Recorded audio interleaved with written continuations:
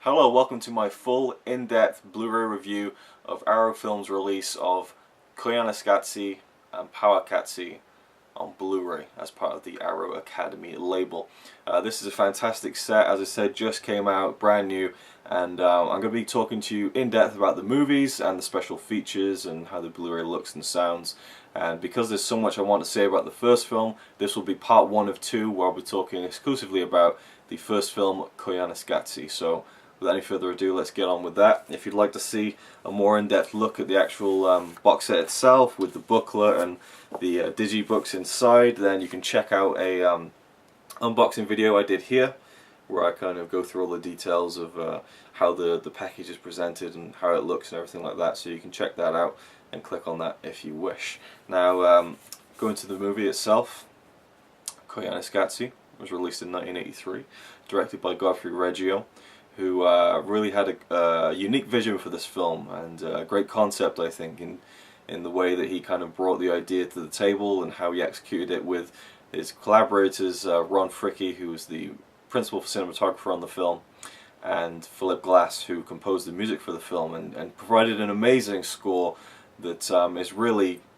more than just a score for this film. It's kind of a character unto itself, and the score that he composed for this film is just fantastic, and it really adds so much more to the film than a traditional score does. Now, I'd never seen this film before. I just watched it on the Blu-ray, and it was fantastic. It blew me away. I've been hearing about this film for so long, and I finally got to see it in glorious high definition, and it didn't disappoint. I usually stray away from kind of calling films masterpieces, but this really is a masterpiece for me. It's just brilliant. Definitely not a film for everyone, but you know, as RazorwireReviews has said, you know, when people ask him what does Koyaanisqatsi mean, you know, in terms of the film, not just the title, and his response would normally be, you know, it depends who you ask. You know, there's different people, different minds, different perceptions, and different opinions can kind of colour how Koyaanisqatsi is thought of and remembered, and you know, its legacy really lies in how people have kind of interpreted it and enjoyed it in many different ways. It's a film that has no narrative, has no plot, there's no dialogue, it's all music and images.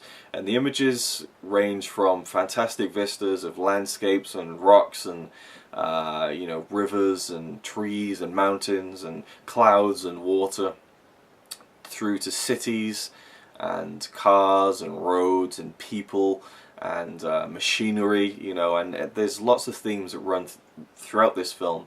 It's an hour and 25 minutes long, and it takes you through the primitive kind of, you know, land of nature, through to the technological land of man, the man of today. And of course, this film came out in 1983.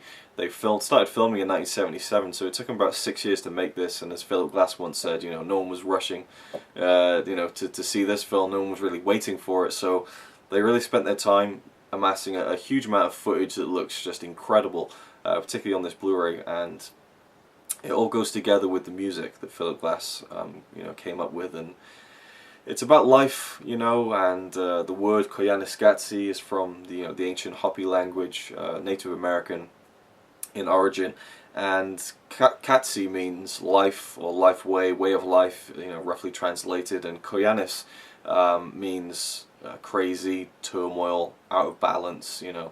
And so the popular English translation of Koyaanisqatsi is life out of balance, particularly as it pertains to this film. And RazorwireReviews even said that he preferred to not even have a title for this film because he felt like it was indescribable, and he felt like just an image would be suitable enough to kind of, you know, present the film, I guess. But he had to have a title, and so Koyaanisqatsi was perfect for him. As something that, you know, didn't have any kind of preconceived you know, notions by anyone. It was just one of those weird things you look at and you think, what does that mean? I've never seen that before, never heard that before. And I think in that case it really works. The film is comprised of just beautiful shots, you know, just the cinematography is excellent, just great composition, really interesting looks at nature, and you know, I love seeing just like things that are huge and larger than life and make you realize how small you really are. And I like seeing, you know, interesting shots of, you know, cities and people, and There's great slow motion photography used here of crowds in like cities like New York, and there's great deep focus going on and just really interesting imagery. And we also get time-lapse footage which just looks incredible, particularly of cars at night and roads, where cars are nothing but lights just buzzing across, and it just really makes you see things differently, and it makes you look at life differently. It was a powerful film. I wouldn't say it was a moving experience, but it was definitely an interesting one where you just kind of look at things and these emotions come out of you when you watch this film, or at least they did for me, because that's the kind of person I am. I'm an emotional person, and I have a deep mind. I think about things a lot, and this is a film that really just had my mind racing the whole time, and that's what's so great about it, I think, because there's no dialogue, there's no narrative, no plot, no characters. So all you're thinking about is not, what's going to happen next in the story, but you're thinking about, what you think about that image, what that makes you think of, what that makes you remember, or just, what that makes you think about in the future. There's shots of these buildings that are just derelict, and, you can see all the way through them, through all the broken windows, and it reminded me of just kind of like a time gone by, and all the, life that's was in one place and is no longer there, and the destruction of what we create and what we have created, and how we've built over nature, and how we live with nature, how we live with technology, and technology becoming a part of us. It's no longer something that is, well, I say a part of us, it's no longer something that's a part of our lives, but it's something that is our lives. And again, this is the early 80s, late 70s, where technology was really becoming more prevalent, but now it's even more relevant because technology, we almost couldn't exist without it. We couldn't imagine a life without it, I'm dependent on the internet. Every day I go on the internet, and if I couldn't go on the internet for one day, I'd feel like I was lost. And so it really, it's telling. It really is telling. But you can look at it in that way, as kind of a commentary on technology, a commentary on, environmentalism, on, just there's so many things you could read into with Koyaanisqatsi, and the director himself says that that's how he wants the film to be remembered and viewed, is from different people having different perspectives on it. And I think that's brilliant. I think that's awesome, and it's great. It's open, it's interpretative, and yeah, that's what I love about Koyaanisqatsi. And there's some great images in here. There's just shots of just ordinary people or unordinary people, and you kind of think, what's their story, and you become interested in the look on their face when they look into the camera, and they've got this, some of them are, you just have to watch it for yourself. There's some great shots in this film, and the music really drives it along. The music is so integral to the movie, and what I love about movies in general is the marriage between, the music and the image, and how both can kind of be combined to make something much more powerful than they would be separately. And whenever I think about images, I'm an aspiring filmmaker myself. Whenever I have ideas for films, it usually starts from the music. It starts from an idea of what would work well with music and how it would be combined to make something much more impactful.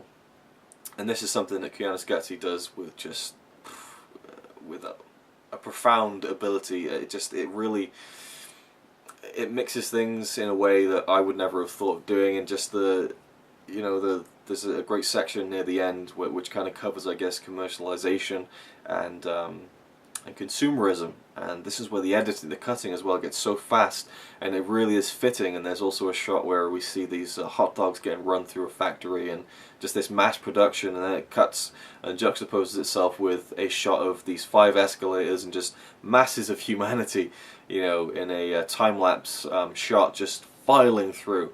And there's almost a weird kind of comparison you could draw from that, and I love those kinds of things.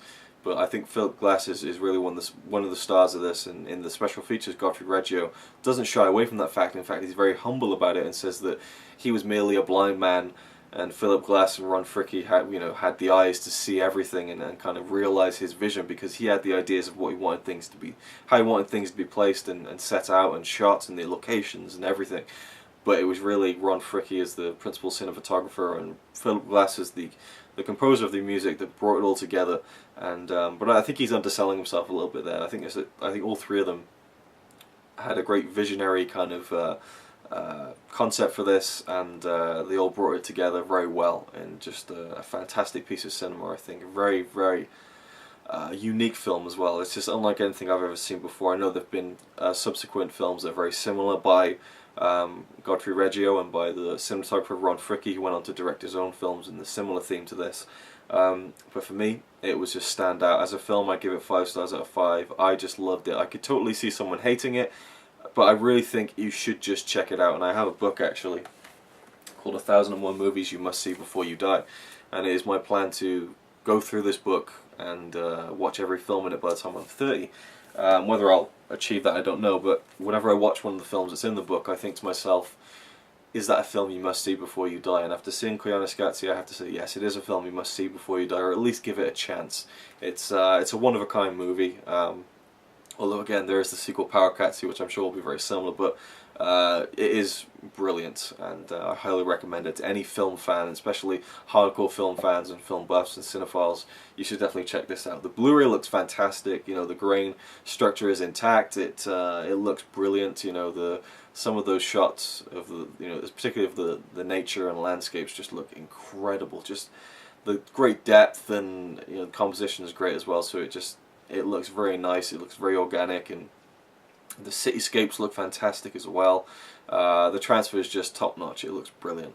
I give that a 4.5 out of 5 stars. And the sound, I'm no audiophile, but I had the sound on full blast on my TV, and it was just a rip roaring, just all out experience. I'm sure it would be even better in surround sound, and awesome soundtrack. I'd give it a 5 stars out of 5 for the audio quality. It just sounded incredible to me. And again, the music is one of the main characters of the film, really. I mean, you have a film that kind of does doesn't do what ordinary films do. It kind of goes against that. But what's in the foreground of normal films, characters, plot, narrative, that's not there, and it brings what is in the background of a normal film, the scenery and the background, and it brings it into the foreground, and the music kind of drives that along, I think, and so it's a very important, integral part of the film.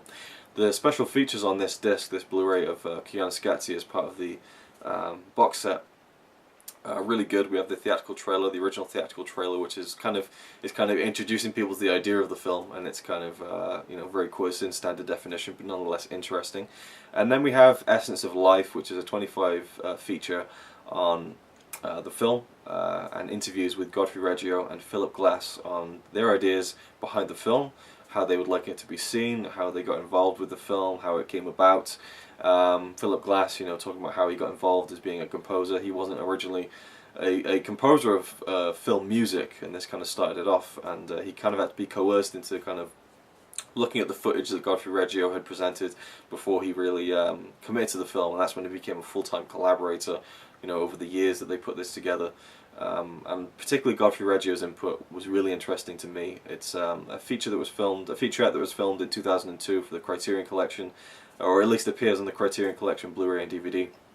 So I'm really glad that Arrow got the rights to that featurette and included it on here, because the set wouldn't have been complete, in my opinion, without some input and some kind of discussion about the film from at least the director himself, and that's present, and that's awesome. So there's also an introduction to the film by Gary Tarn, who talks about his thoughts on the film. It's about 3 minutes long, and you can either watch the film with the introduction, or you can just watch it separately on its own. And it's a really cool little piece that kind of does a good job of setting up the film. If you haven't seen it before, if you just want to hear a kind of an opinion from another filmmaker and composer, very cool stuff. For the Blu-ray special features, I'll leave a rating till the end when I've kind of summed everything up in part 2 as the full review of the whole set, and which is this set right here, obviously. And yeah, that's my thoughts on Koyaanisqatsi. Amazing movie, definitely worth your time. Just some brilliant stuff in this that I highly recommend checking out this Blu-ray set, because it presents it in the best quality possible, and for a film fan it has everything you want in terms of special features, and I'll sum that all up with part 2 as well. So there you go, Koyaanisqatsi, brilliant film. And again, you can almost kind of watch this film and make up your mind about it, but at the very end, it tells you some of the kind of chants in the choral sections that are used throughout the film and what they mean translated from the Hopi language. It kind of gives you an idea of what it really is about, but nonetheless you really can take your own interpretation from Koyaanisqatsi, and that's what I love about it the most. So thank you for watching. I hope you enjoyed this video, and stay tuned for part 2, where I'll be talking about the sequel from 1988, Powaqqatsi. Thank you for watching. I'll see you next time. You guys think it's really cool? But I think he's a tool. Even though I'm sure he's a quite nice guy, really. He's a quite nice guy, really.